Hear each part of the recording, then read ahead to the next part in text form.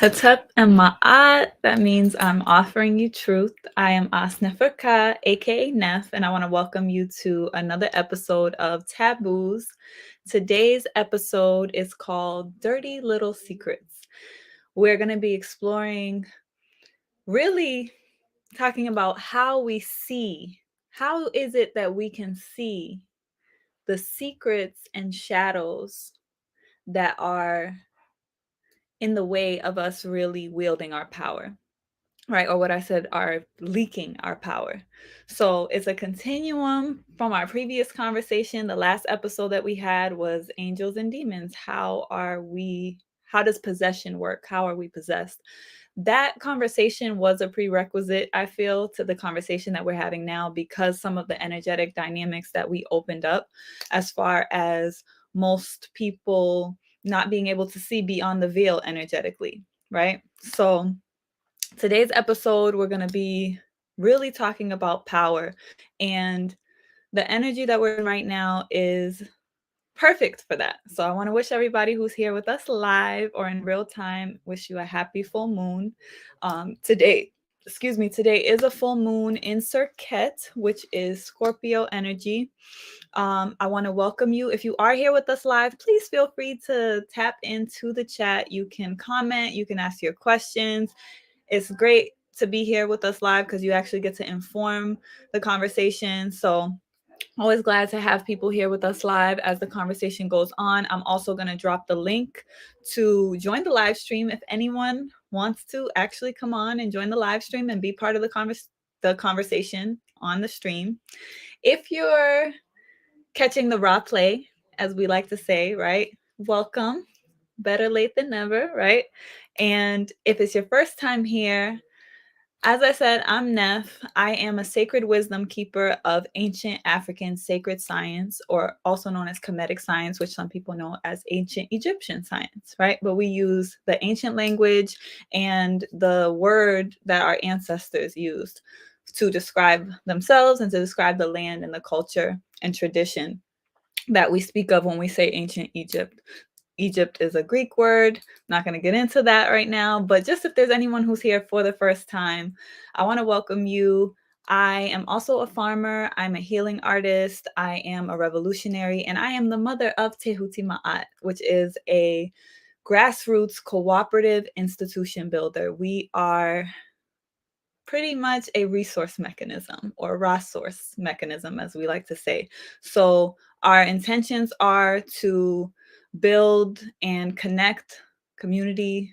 We have virtual space, but mainly we really like to build and actually create different systems and programs. So one of our main systems and programs is based out of Brooklyn, New York at Tehuti Ma'at Community Garden, and the initiative is Organic Food for the People. So if you want more information about the work that we do, the community service work, then you can go to tehutimaat.org. That's the best place to get more information on that. Gonna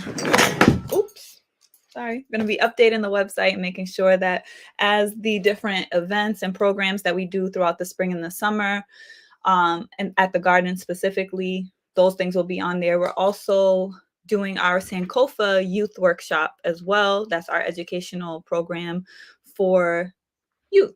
So that program is also going to be going. So all that information is going to be available on tehutimaat.org. And if you want to support us and support the stream and the work that we're doing, the information that's being shared online, then you can also Cash App us. I'll just keep that at the bottom because usually I just completely don't even highlight that piece at all. So I want to make sure that people who do want to support the work that we're doing, people who want more information about us, are aware. So we're going to do a little more housekeeping. But without further ado, I do want to go ahead and get into our conversation for today. The instrument of Tehuti Ma'at is, as I said, it functions as a grassroots cooperative, right? But we build different cooperative institutions. One of the cooperatives that we created is called Coins and Karis.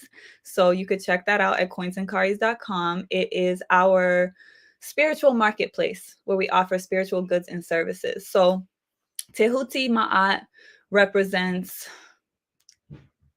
the energy, the force, the principle of knowledge, wisdom, intellect. That is what Tehuti is, universal law, and the energy of Ma'at. They're complementary energies. It's a couple, right? So you always have a masculine and feminine energy.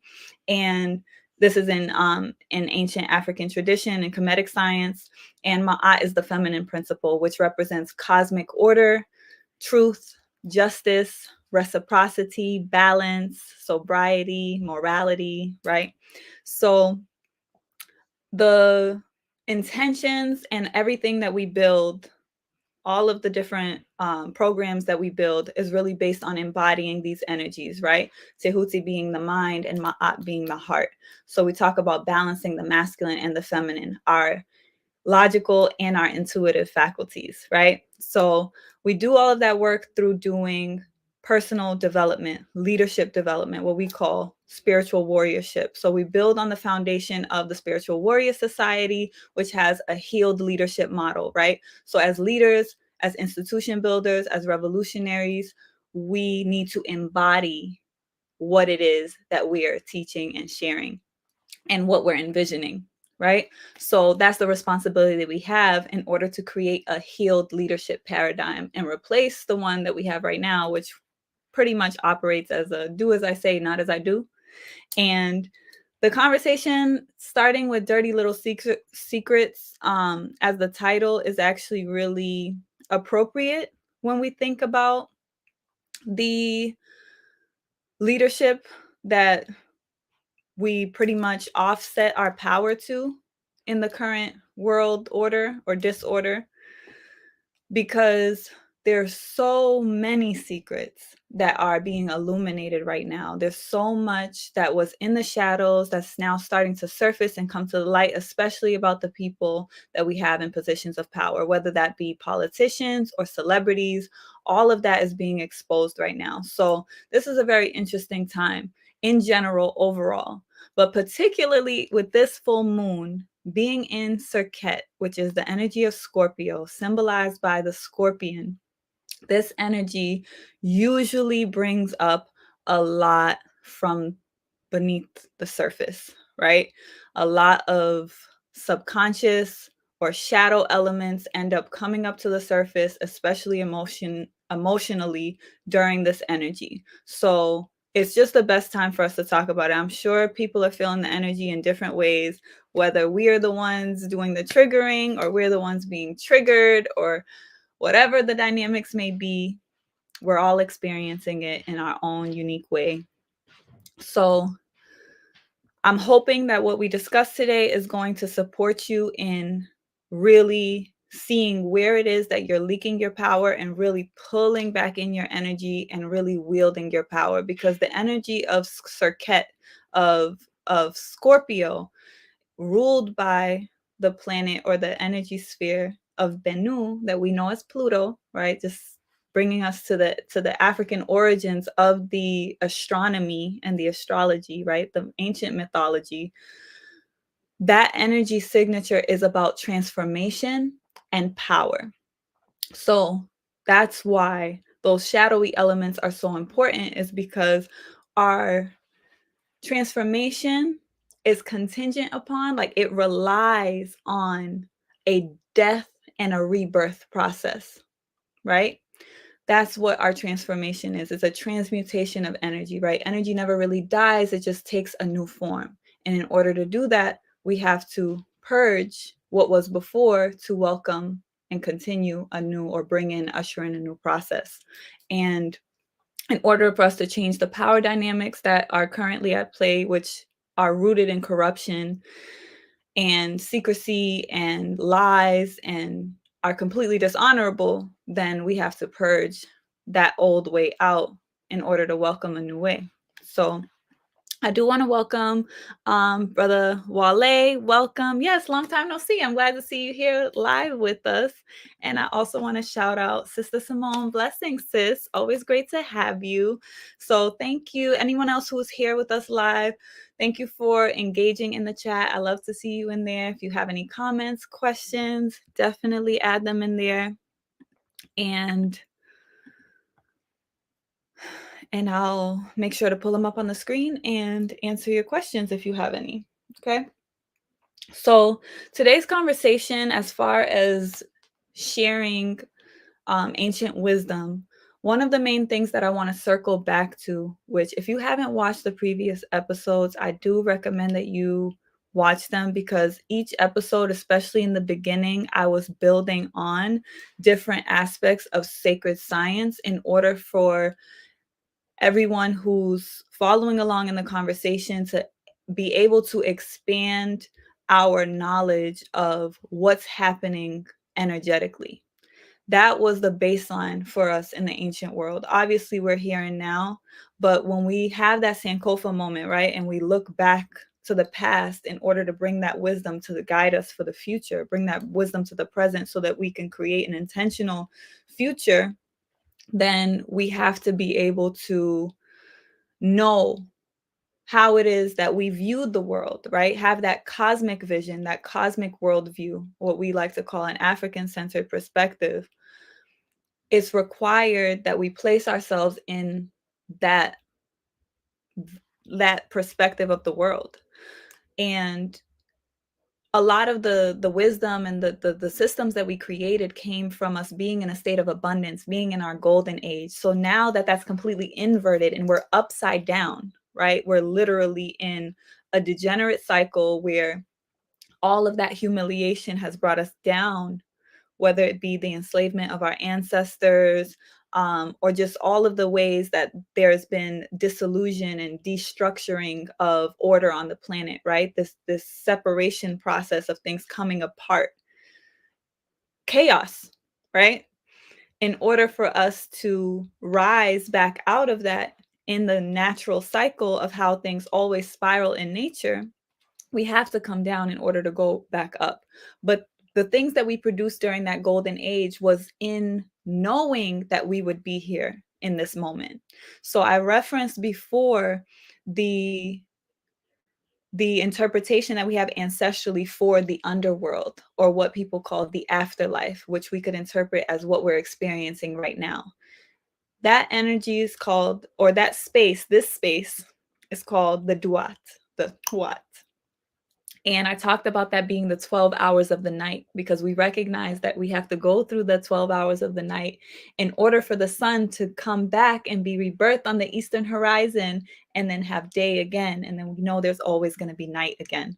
So we always knew there were cycles, right? So we always honor death and life. We always honor the balance of Ma'at, right? The whole system and the polar complementary energies that are necessary in order for things to function on this realm. And that's what gives us purpose.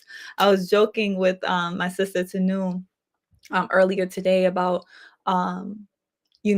death, and how this realm would be torture really if there was no death. And it's interesting to think about that in the sense of, obviously, in the culture that's dominating the planet, it is a death driven culture, right? When we look at European culture, or even the religions that come from or have been bastardized and have been pretty much shifted from a life-centered, right, perspective into a death-centered perspective, right? Where something like Christianity, for example, is highlighting the death of the Christ, not the birth of the Christ necessarily. Yes, you have Christmas, but when you look at most of the symbols and the iconography of Christianity, it is the cross. It is talking about the sacrifice of the lamb, right? And the blood that was shed in order for us to be saved, right? So all of that focuses more so on the death side. When we look at our ancient perspective, the focus was on the life side and balancing the death. So we would have to hold both, right? And that's why I said, like, if we knew that we would never die, what type of existence will we even have? Where does that give us purpose? And for us, it was knowing that we were going to die that allowed us to have the expression of wholeness beyond the duality, right? Beyond the separation of life and death, we saw eternity, which held both. this cycle and this pattern that always happens of night and day, right? Dark and light, and all of the interplays of the complementary energies, the masculine and the feminine. And that's how we have wholeness. So, that being said, that energy dynamic is very important for us to have as a baseline before we start dealing with how our shadows and secrets create a cord energetically for our energy to now seep out. And I want to simplify this in the best way.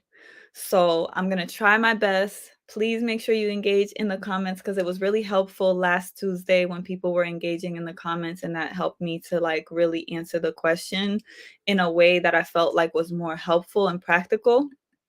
I do want to shout out Radiant Sunshine. Welcome. I'm glad you're back. Glad to have you. And Brother Bakir, blessings. So glad that you caught us live this strong. All right. So the energetics is the baseline, right? We have to recognize that everything is energy, and we know that. We know that, but sometimes I feel like we don't know how to apply that practically. Like, okay, sometimes we think that we always have to be on the up and have positive energy and be uplifted, and that's what creates the shadow to begin with. Because when we feel like we only want to deal with what's in the light and what's on the surface and what's positive, then all of that negative stuff that we try to keep aside, it's still there, but we're not honoring it, and we're not giving it its space and its due honor. So it tends to end up lashing out or balancing itself out by making sure that it reveals itself. But if we allow that darkness and that shadow space, or those things that would be in the shadow, if we honored the darkness, there would really be no need for a shadow per se. Because the shadow, think about it symbolically. A shadow is only necessary because, or only exists because of the position of the sun and the object that it's creating a shadow of, right? So I like to think about it in the context of thinking of high noon, when the sun is directly overhead and there is no shadow, right? So our goal is really to embody that energy, that solar energy, that radiant solar energy, that creative life force, right? And when we are embodying that and we are existing in that space, then it allows us to shine on all that is in a neutral way, where there is no need for a shadow because of the angle, right, of the sun. So what that means is, what we're not allowing the light to shine on, what's obstructed, is what creates the shadow. So that's what I want us to look at. And I want us to look at it in the context of energy. We have to always look at both and. We have to give space to the negative things in life. That's why we have cycles like this that come up and make sure. That's why every revolution, every year, we have 2 eclipse seasons pretty much. And we have that natural expression where the shadows and the darker elements, or the more negative elements, tend to come up to the surface energetically. That's the energy that pulls, right? It's pulled up and out of the shadow for us to deal with and see certain things. This pattern allows us to grow. And the best way for us to deal with it in practical terms, even though we're talking about energy, because energy is the way that we neutralize it. Energy can take form in many different ways, right? We know that. But when we're dealing with our shadows and secrets and what is power energetically, I think we have to look at the emotions. We have to look at our emotional body. And I want to start us off with acknowledging this. The Ka, what we saw as the emotional body, was symbolized by the 2 arms raised like this. Sorry, I'm trying to, my camera's angled. Okay, so it's the arms raised like this, and just the arms up in the air like this, right? And I like to always reference that symbol, right, in the Medu Neter in our ancient language, the Ka, right? The symbol for the spirit. The spirit, the Ka, is our emotional body, okay? Our emotional body just is. It exists as part of us. It's our energy body, what some people call our aura, right? No matter what we call it, it just is. That's why sometimes we can sense and pick up on things. We can feel things even if the person's not directly saying it, even if the person's wearing a mask. We can just feel it because the energy never lies. That's what the Ka is. That's what the emotional body is, okay? And because it's symbolized with the hands raised, to me, that's a symbol of surrender. It's a symbol of praise and surrender to something greater and beyond, right? That's how I see it, right? And even in modern like expressions of the hands up, like it's always a energy of just like surrender or even praise, right? Worship. So when we think about that and how that symbolize, why we use that to symbolize the energy of our spirit, right? Of our emotional body, it's an expression of our humanity. And because my goal is to center us in how is what we're experiencing personally relevant to what we're all experiencing collectively, right? In the context of revolution, right? Which we define revolution as healing, liberation, restoration, elevation, and expansion. We have to start with healing because we're in a cycle right now where obviously the planet is in chaos. We see that expressed in so many ways, but it's also healing. So we're equally seeing this transformative process underway. We see things transforming. We see people who are now becoming more aware of their power. We're seeing people now wanting to connect more with nature. There's all of these different ways that we're acknowledging how the culture that we were indoctrinated into is harmful and destructive, and we're trying to return back to our original ways. We're trying to heal our bodies, right? Because we see all the rampant um, disease and death. All of that is an expression of the pain that the planet is in, right? As one collective organism. There's so much here that's now being acknowledged. So while we're in that healing process and we know that the purpose, in order for us to create revolution, in order for us to live liberation, we have to heal. So all of that pain that's still here in our energy body, right? And collectively on the planet, in the collective energy field, it has to be processed and dealt with. It has to be released.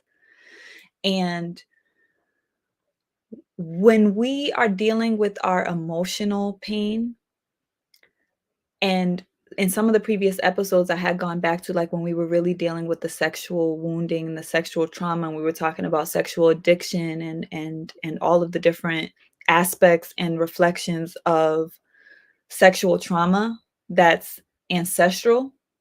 And yes, it creates itself, it recycles itself. So we can also experience those traumas personally. Like I spoke on some of that, and I spoke very personally about some of my experiences. My point was to show us that it's still connected to a pattern and something that's just recycling itself because it hasn't healed at the root. And even when we heal it at the root, we still have to heal at all the damage that's been done from it. And for us as a collective, and particularly for those of us of African ascent, when our ancestors, right, when we were dehumanized, literally, through the institution of capitalism, through the enslavement of our ancestors, that wounded literally our humanity. And when we think about the essence of what makes us human, it is our ability to feel and connect. That's what our energy body is for. That's what our emotional body is for. That's what our humanity is. When we look at European culture and we see that it's void of soul, that's essentially what we're talking about at the root. at the seed, right? The cultural asili, as Mama Marimba Ani would say, right? The cultural seed is wounded from what Dr. Frances Cress Welsing would call fear, right? There's a fear of genetic annihilation that she described through the relationship with the sun, right? Like based on nature. And she put that in psychological terms. If you're not familiar with Dr. Frances Cress Welsing's book, The ISIS Papers, I do highly recommend it because she speaks a lot about the psychology that we have to heal, because most of us have been indoctrinated into European worldview, even if you're in Africa. And when I go back home and I'm seeing like the fact that everybody wants to be American, right? It doesn't matter where we are on the planet. Culturally, it's kind of it's the dominating culture, right? And that doesn't mean that we need to outright reject it, but at the core of it, we have to look at how it affects us emotionally, right? So for us who have come through the line of people who have been dehumanized, we have to heal our human nature, right? Our humanity, our ability to connect to ourselves and to connect with others. And that is an emotional, that starts emotionally, right? But it's reflected in everything else. Because when we deal with things from a spiritual flow or current, usually we look at it from the fire element, right? And it's not that it's top down. It can also be bottom up, right? So we could start with the physical world, right? We can look at everything as spiritual, right? So even the physical world is spiritual. So that's the earth. Then we move up from the earth. What we extend out from our physical world is that emotional body, right? Which is considered the water. So whenever we're dealing with spiritual science, the water represents the emotional realm. So I talked about Serket or Scorpio energy for this full moon being in a water sign, which deals with our emotions and usually brings up our emotions. So from there, from the emotional body, we move up into the air element, which is our mental, right? Our ba, our mental body. And then from there, we go up into the fire, which is the essence, right? The ether, right? The spirit. Everything is connected, but it's a flow of energy, right? So what we sense and feel emotionally tends to create physically, right? Because usually we respond to our emotions. Most of us even react to our emotions. It depends on our emotional maturity. So I wanted to start us there because when we're looking at our emotional body, there's a lot there. And some of us feel or think, let me say this, because European culture is very one-sided and really respect, it's kind of like even think about what's birthed from it, like that reductionist science where it's like only dealing with matter and logic and the mind. We don't only have a mind. I spoke earlier about Tehuti being balanced with Ma'at, the heart. We also have the heart. We have our intuition. We have not only what's conscious, right, which is our rational mind, we have what's subconscious, which is our energetic, intuitive mind, right? So, in order for us to deal with healing the emotional pain that's now resurfacing in different ways, it's helpful to connect your personal experiences with what's in your bloodline, because we didn't come out of nowhere, right? We came from somewhere. We came from someone. And the things that we're experiencing are a reflection and a continuation of that. Just like what we create is going to continue into whatever comes through us, right? Whatever we have the honor of nurturing and creating and bringing forth is going to continue and be influenced by us due to its exposure to us and the fact that it is a part of us and what we give to it, what we initiate. So that being said, think about what is coming up for you right now, right? It could be, I mean, there's so many different things. Everybody's experiencing things differently. But when I think about this energy, I always think about things coming out of the shadows. It could be secrets coming up, things you didn't know about, surprises, um, or just seeing a part of ourselves that we've never seen before, or seeing a side of someone else that we've never seen before.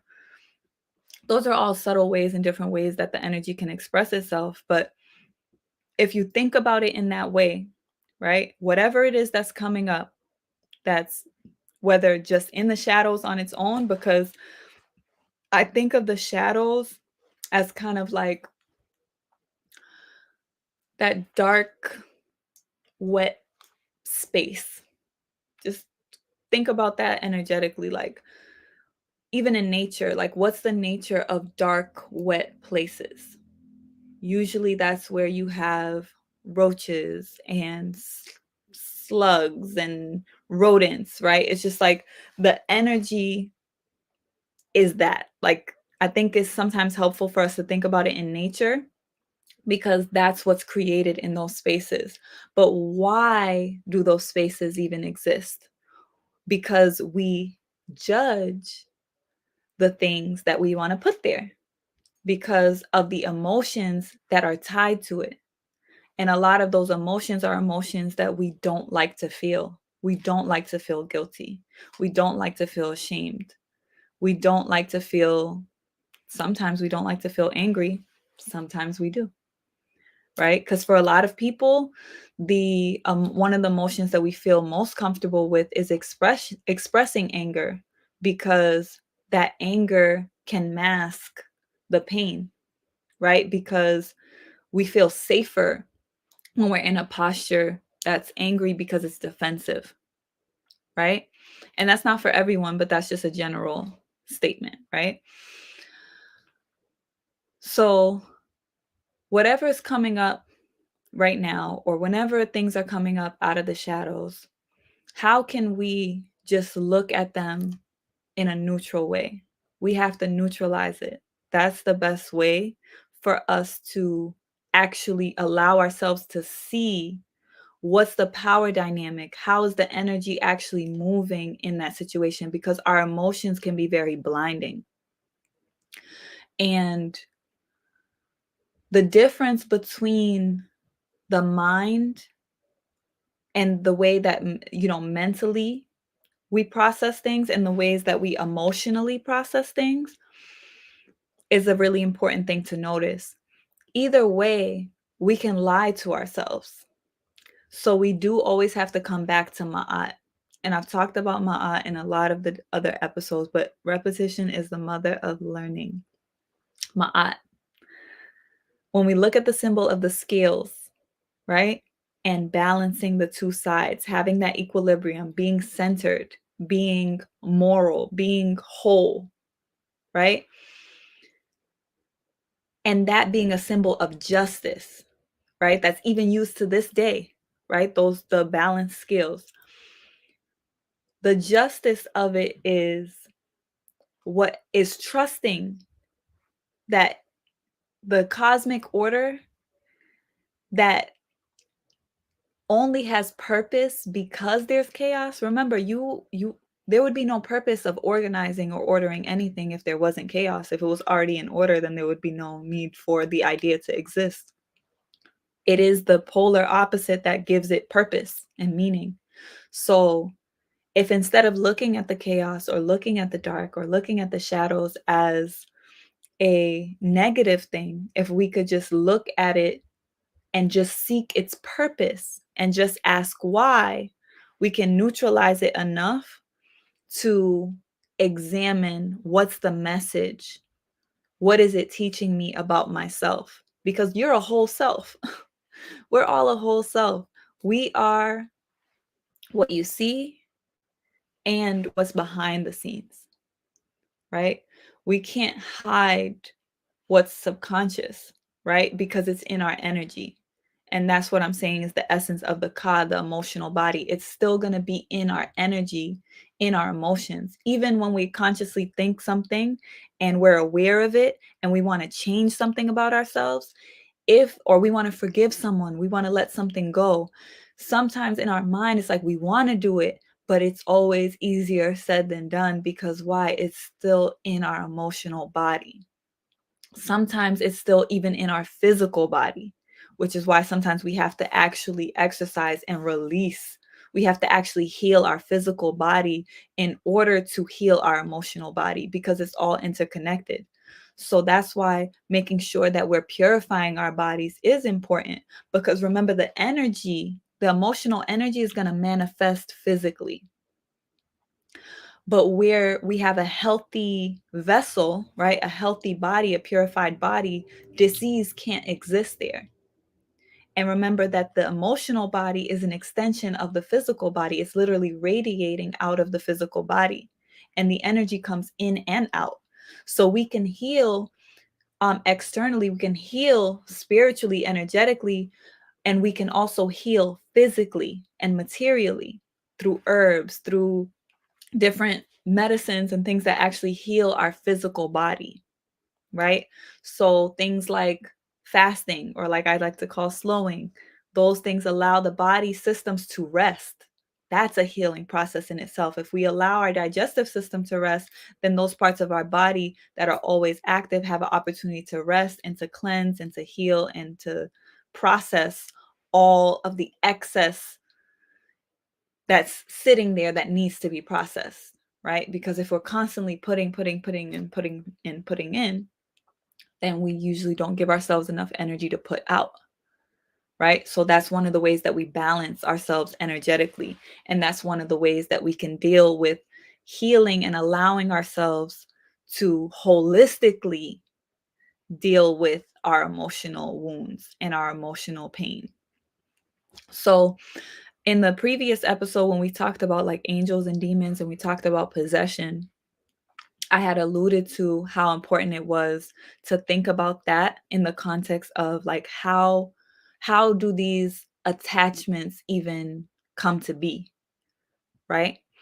If we have a wound or pain or something that we want to put in the shadows, right? Which then is what we can call a secret. A secret is almost like a shadow that we create because it's something that happens, something that we are aware of that we intentionally put in the dark because we don't want to deal with it or we don't want other people to know about it because some of us live out our secrets, right? And that's a whole nother thing. Like when you think about just people who live like alternate lifestyles, they have a complete alter ego, and or what I was saying before about like looking at the reality of the things that are coming up right now about celebrities, about Hollywood, about Washington D.C. and the political class and the politicians.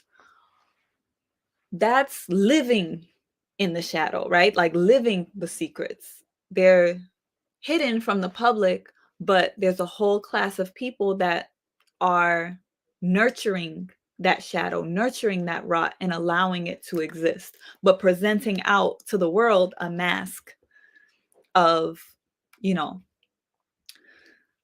being pristine and, you know, being worthy of leading people, right? So that manipulation is intentional because the dynamic, oops, let me put that on, do not disturb. The dynamics that we create when we only show a certain side of us is manipulating other people to pretty much see what we want them to see and not what we don't want them to see in order to function within a power dynamic that allows us to pull people's power. That's one way we can look at it. Sometimes we're on the side of abusing the power and taking the power from other people. So, terms were getting thrown out a lot in the past about energy vampires and different things, about empaths and narcissists. And it's always interesting to me that everybody always thinks they're the empath, and nobody wants to acknowledge that in order for you to be an empath means that you're also a narcissist. And that's the reality of us dealing with things holistically and being in truth, being in Ma'at. We have to look at the full spectrum. You can't be an empath and not be a narcissist. And that's why it's so interesting that the empath can easily see narcissism, because everything we see in other people is what we have within ourselves. It's literally a mirror. So that's one of the ways that we have to really balance how we look at things and how we see power dynamics. People will always see how other people are being an energy vampire, but don't see how they're being an energy vampire. So being in our power means we have to be honest with ourselves and honest and authentic in our expression of ourselves. But that starts within. If we're not honest with ourselves, then we can't be honest with anyone else. So when these energy dynamics come up that raise up the shadows and reveal secrets, that revelation is necessary for us to heal and for us to be in the truth and see what things for what they are. So instead of us being afraid of that, that's a process that we can embrace. But the only way that we can easily embrace it, instead of it always being like an energetic confrontation, because the confrontation ends up happening because it's going to expose itself regardless, right? There's no secrets in the divine mind. So if everything still has to reveal itself, and it's going to reveal itself, you can either allow it to confront you. We can also confront it, or we can embrace it. And that's the way that I want to encourage us, because I think it makes it easier for us to see how the shadows and secrets are leaking our power if we embrace it instead of confronting it. Because embracing it is a receptive, that's more of our feminine approach. So I'm saying let's take the divine feminine approach and actually pull it in, instead of taking the masculine approach, which would be active and confronting it, more in that warring energy, right? It's active. So that's how the divine masculine energy or side of us functions. So there's no right or wrong either way. We can also have a balance of both, which I think is necessary sometimes, because energy, the whole world, as I said, is a world of sexual play, of interchanging of these sexual energies of masculine and feminine. So we have both for that reason, because that's what's creative. That's what creates life. So we have to have the ebb and flow of both. So when we're looking at our shadows and the secrets, I want us to think about how can we actually embrace it from a place of curiosity, right? And engaging the mind, because the mind helps to balance out the emotions. When we just stay in our emotions, we could really just be in our feelings, and it can be a very destructive energy, because it can make us reject things. It can make us avoid things. It can make us destroy things, right?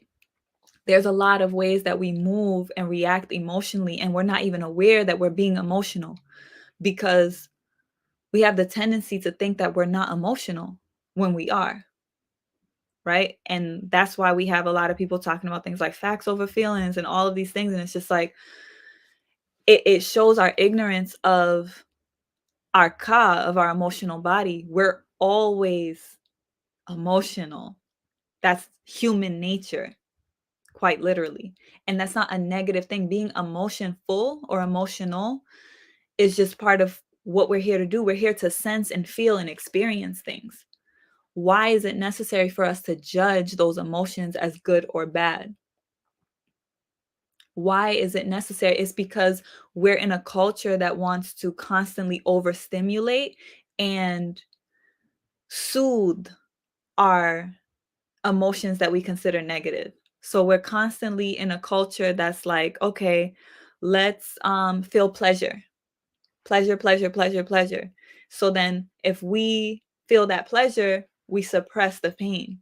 and we don't deal with that other side. But if we were able to balance it, then we would be in a more stable space instead of having fluctuations energetically or emotionally. And knowing that it's natural for us to feel both of those things, right? So I wanted to welcome Nini. Glad to have you here. Even African culture isn't perfect, right? Well, to me, I'm going to talk about perfection, because I think that we usually think of perfection from a not from a cosmic perspective, right? Because to me, everything is perfect the way that it is, even in the chaos or the disorder or whatever judgments we want to have on how things are, right? Whether it's in looking at distortions, mutations, injuries, flaws. To me, the humility that we can have is that everything is perfect because it's the way it is. That's what I see as divinity, is us honoring the fact that it just is. So to me, even European culture is perfect the way it is. It's what it's supposed to be. The problem is we move arrogantly, and in our ego, we think that we can judge and say that one is right and one is wrong, and or anything is right or wrong, instead of just looking at it as what it is neutrally, which is what I'm going back to with the emotions. Like, we have to do that because everything is perfect as it is. Doesn't matter how much turmoil or trauma is present, if we can neutrally look at it and accept it, right? Accept it for what it is. That's the only way that we can address it from a position of power.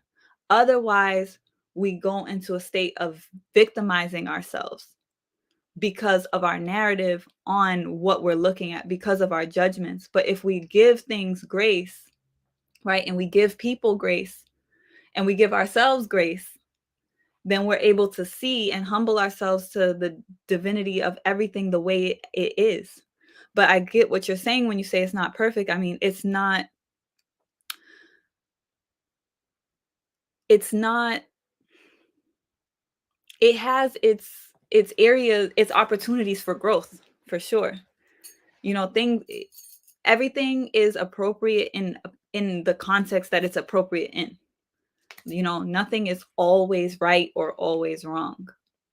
And that's the nature of our experience here. The thing is, like, we do try. I see something about being a robot. I just seen that in the chat, and I'm just like, yeah, we're not robots. So we're here to experience life. Like, the whole thing is an experiment.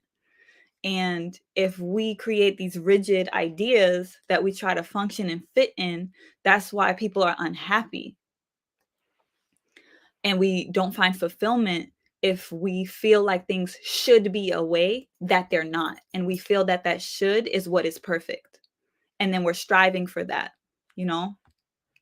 But shout out to Icy. Hi, Isis. Blessings. Glad to have you. Wale said, I'm perfect, perfectly me. No one can be more perfectly me more perfectly. I am perfect. I like that as a declaration. But you said you're not human. And that's what the comment that I had saw Nini respond to. Are you a robot? I I don't know where this is going, so maybe I should read this first. I am perfect, created perfect by a perfect creator who creates all things perfectly. I am perfect. I am an immortal being enjoying a mortal experience. Right. But I think we can stay grounded in the fact that, like, we're here. We're human. We are divine, and our humanity is divine. I think that the a lot of the programming that a lot of us have consumed is that, I mentioned this in some of the previous episodes, like the idea of being a born sinner, that is like literally opposite of our ancient worldview, where we saw our humanity as a divine expression. So that means even the aspects of human nature that we judge as being bad or evil or wicked, they still serve a purpose. and they're an expression of divinity, because you can't have one without the other. The divine is the whole thing, right? And that's how things are created. We always have the polarities. When we look at energy in general, we always have, that's the nature of magnetism, right? Electromagnetism is the positive and the negative charge. That's what creates power. That's what creates energy. So that's why I'm saying, in order to operate in our power and to not be leaking our power, we have to neutralize the energy through balance. That means we have to face and see our judgments, because it's our judgment of a thing, of an experience, that makes us want to keep it a secret, that makes us want to leave it in the shadows. But we have to recognize it's still in our energy.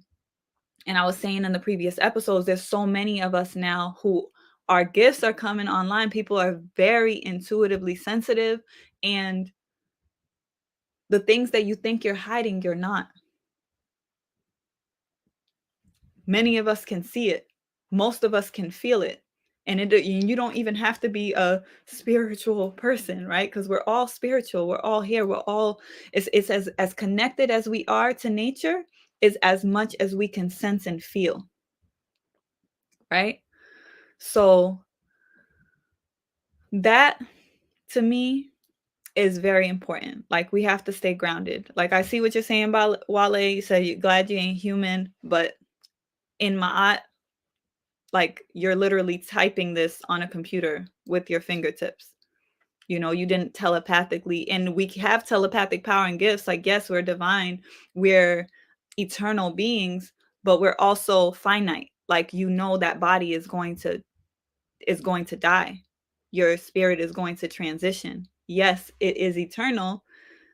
Both things can be true at the same time. So dismissing our humanity is a disempowered place to be in. So again, I think it's important to recognize and explore, why is that, right? Okay, you're enjoying a mortal experience. And where do you have the power within the experience of that mortal experience? Because that's what is human. That's what we're calling as human. So you are having a human experience. So that being said, going back to the shadows, right? The shadows are the parts that we're not conscious of. The secrets are the things we are conscious of, or we were conscious of, and we suppress. So that's how we're looking at the two, right? So if we're looking at things that we don't want to see about ourselves, or things that are shadows that we just don't see about ourselves, both of those are energetic outlets of our energy, of our power, right? Of our focus, of our attention. And even if our energy and our focus is geared towards avoiding those things, energetically, that creates a leak, because it's like we're not looking at a channel of energy that we have. So that means other things, other people, external forces, energy can pull from that space. The conscious outlets that we have, right? The things that are in the light, the things that we see, the things that we're conscious of and that we're aware of, that we're fine with projecting out about ourselves, that we promote about ourselves, those are the outlets that we're focused on, that we can see what's coming and going from. But when something's in the shadow and we keep it in the dark, or we make it a secret, we're not seeing what's coming and going. But there is energy coming and going from that space. So in the previous episode, when I was talking about people being possessed and that being a key access point to how dense energy or lower frequencies and malevolent forces or entities attached to us, is through those channels that we keep in the shadows and keep in the dark. And remember what I was saying about that space being dark and wet and moist, and what type of energy in nature is attracted to those spaces, right? Or even when we think of like the swamp, for example. And remember, don't look at this from a place of judgment. Look at this from a neutral place to see the wisdom of nature symbolically, because regardless of how we feel about roaches and rats, they're here and they exist. And we've given them a purpose, right? If we continue to perpetuate that space, then they have the space to be. They have the nature that invites them in. It's like what happens when we have a space that's closed out, that we don't ever deal with, that we don't ever look at, and then we open it up and we open the windows and the light shines in and we clean out the dust and we clean the energy. Like, you literally feel the energy shift and change. The same thing happens to parts of our spirit, parts of our energy body that we don't look at and we don't deal with. It's covered in cobwebs, it's dusty, we're not dealing with it, it's stagnant, it's stiff. That part of us is not being exercised. So that means our energy, our power is lopsided. And then that becomes a vulnerability, and it also becomes something that creates fear, right? And I was thinking about earlier how fear is one of those words that have in the English language, like I always talk about how Malcolm X said that English is the language of liars.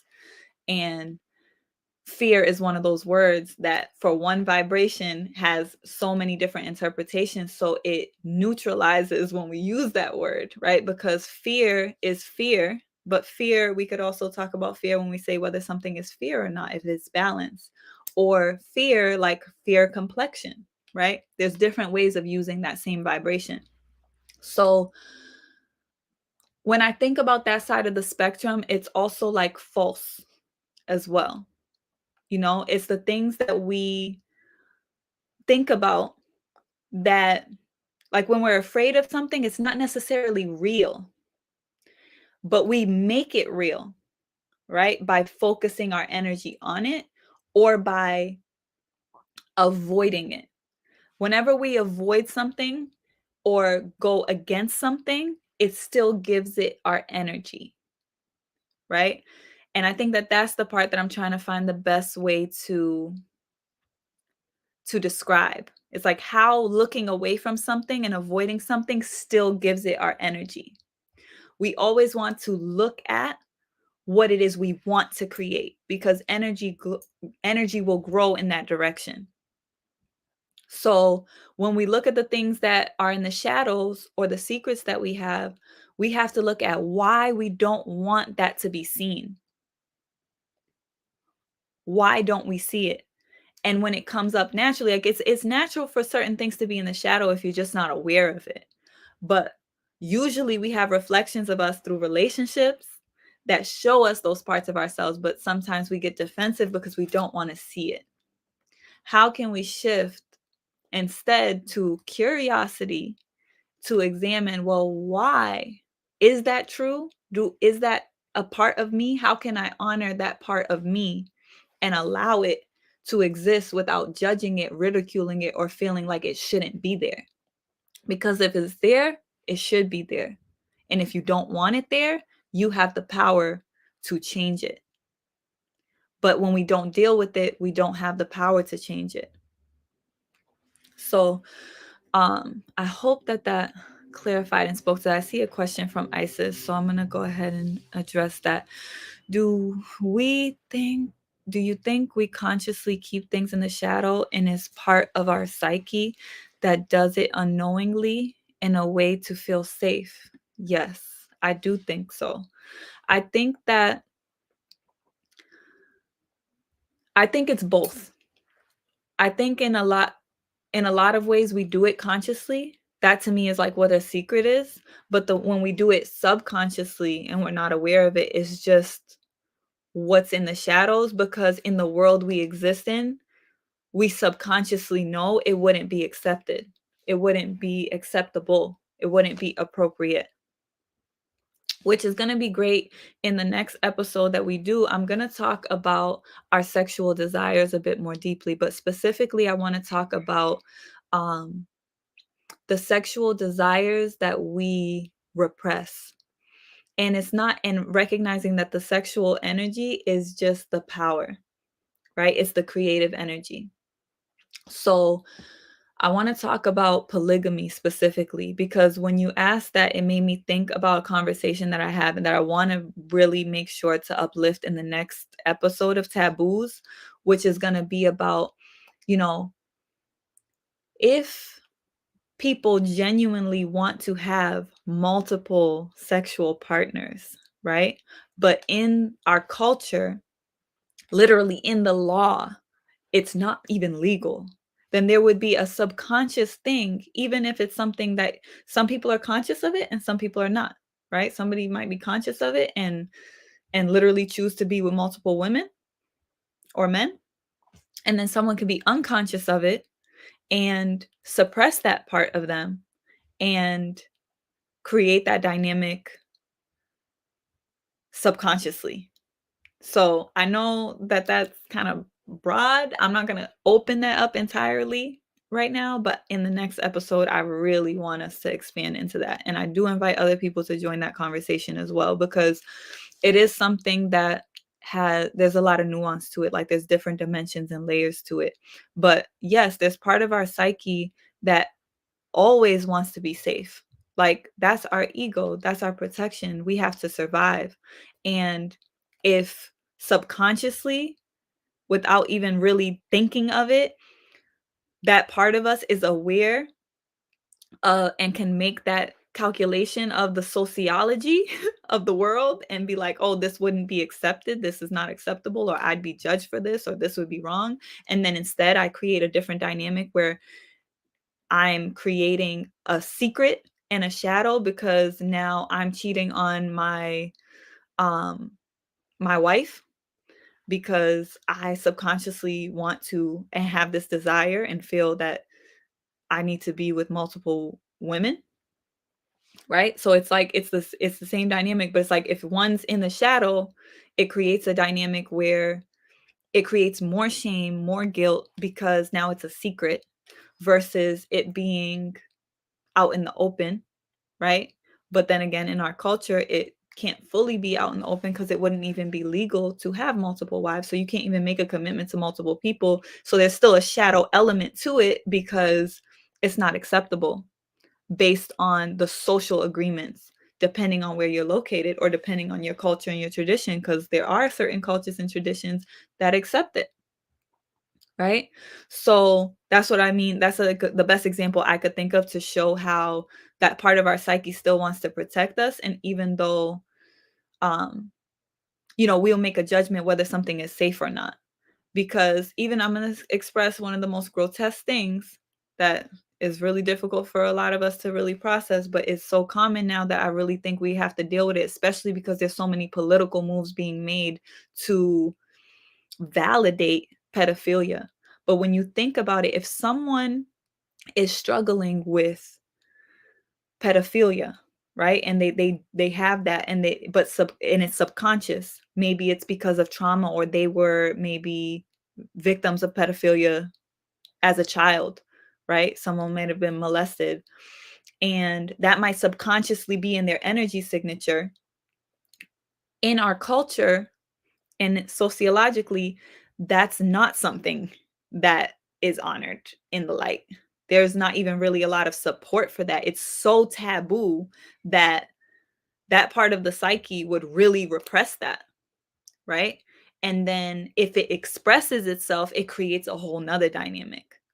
So that's what we're talking about when we're saying, like, there's an aspect of us that has to bring things into the light in order to free ourselves. Because for us to operate in our power, we have to be free to express our full self.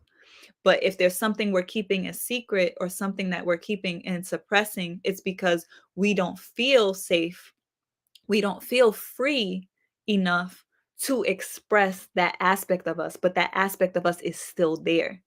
So unless we allow ourselves to have the courage to bring that aspect of us into the light and to deal and exist in the world in the truth of what we are in full, in the truth of everything, like what we've done, how we feel, what we desire, all of that. But there's so much judgment, right? So it's a reflection of the judgment as well, because that's why things are taboo to begin with, because there is a judgment placed on them and they're not considered to be acceptable, right? So in order for us to accept ourselves, we have to see ourselves.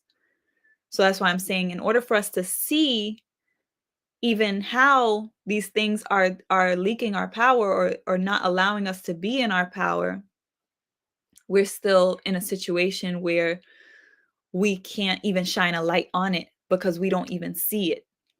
So the first things first is it has to be neutralized, right? We have to bring in Ma'at, right? We have to bring in Tehuti and Ma'at, right? We have to embody both. We have to allow the mind to kind of decompress us and distance us a bit from our emotions.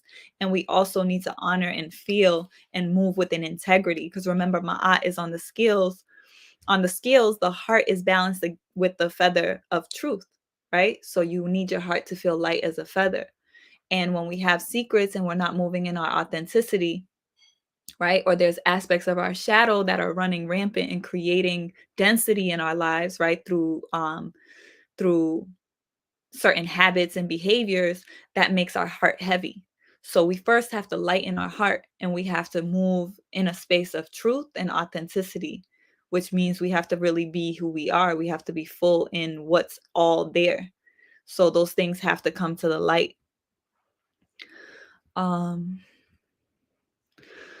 Nini said we're not ready for polygamy. Yeah, I hope you can be here for the conversation tomorrow. I'm not going to open that up right now. But Icy said, Nini, I agreed. People think it sounds nice and we want it to work, but people are not ready to dive into the work it takes to make polygamy ethical. Yes, and we're going to talk about that next strong. I hope people are here for that conversation next Tuesday, because I do think that it's a big conversation. Because we have to be honest with ourselves about the state that we're in and what is required for that. Can we have healthy families that have more than one man or woman? What are those energetic dynamics? What are those emotional dynamics between those people, especially when we're building relationships on a codependent, unstable, imbalanced family paradigm. So we have to heal that first. And if we heal that first 1-to-1, then we could talk about 2-to-1 or 3-to-1, or, creating whole systems that go beyond that. But again, we have to think about nature and think about like what creates stability, and be honest with ourselves about that and why those desires are there, and what are all the different layers and aspects of that, right? From a neutral place. So I'm looking forward to having that conversation. And I see that you're looking forward to it too, because I see a couple of things about polygamy in the chat. But I do want to I want to close out. I want to allow anyone else who might have any other questions in closing to go ahead and put those in. And Wale said, I'm guessing a woman with 2 men, they seem happy. Yeah, sometimes things are not always what they seem. That's exactly what we're talking about today. It's like there's a lot of mask wearing that we do, and we're really not operating in our power when we're not fully expressing like the reality of what things fully are. That was the whole point that I hope that we gained. It's like if we feel free to fully show up and bring all of us, then we can be in our power. But when we're suppressing certain parts of us, or we're afraid that something about us is going to be exposed, or we don't want people to see certain things about us, we're not in our power. Because then that subtle energy is always there, and that creates an access point to us energetically. That creates a vulnerability and a weakness. And that's actually what we need to see as vulnerability and weakness. Sometimes we think that expressing our emotions, or embracing our emotions, is what makes us weak and vulnerable. But what actually makes us weak and vulnerable is avoiding our emotions and avoiding our pain, because it allows other people to manipulate us and play with us energetically in ways that we don't even be aware of. So that's where the real vulnerability is. I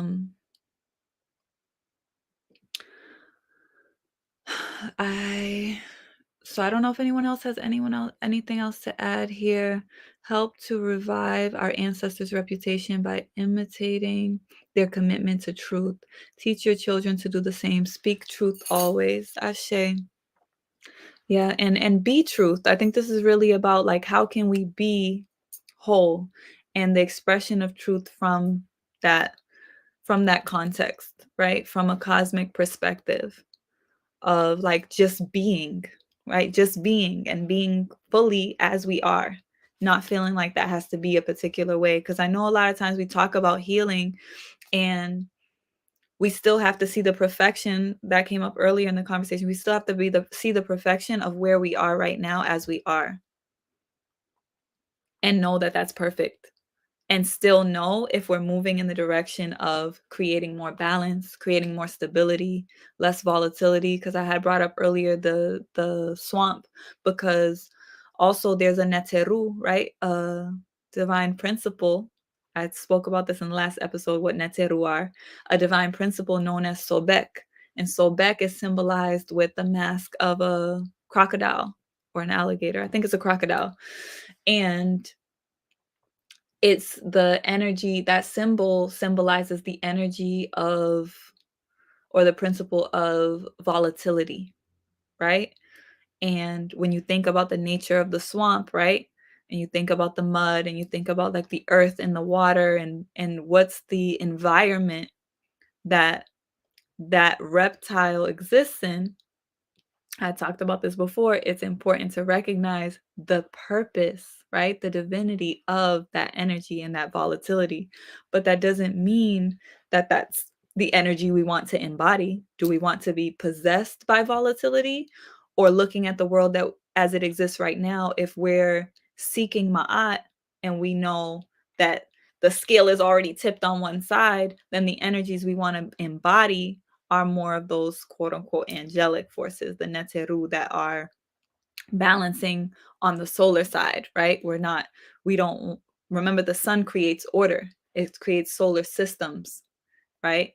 That exist within the chaos of Apep.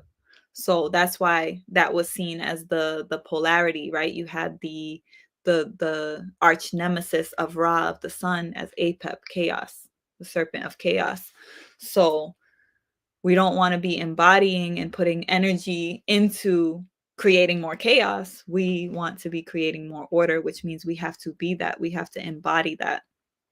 And we can only do that through honesty.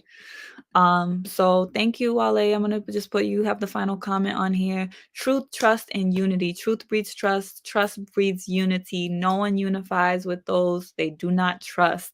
No one trusts those who do not speak the truth. Speak truth always. Ashe. Give thanks, Brother Wale. So I appreciate everyone for being here. I will see you next Tuesday for another episode of Taboos. Thank you for your patience and your trust always, and travel light and have a happy full moon. All right. Power.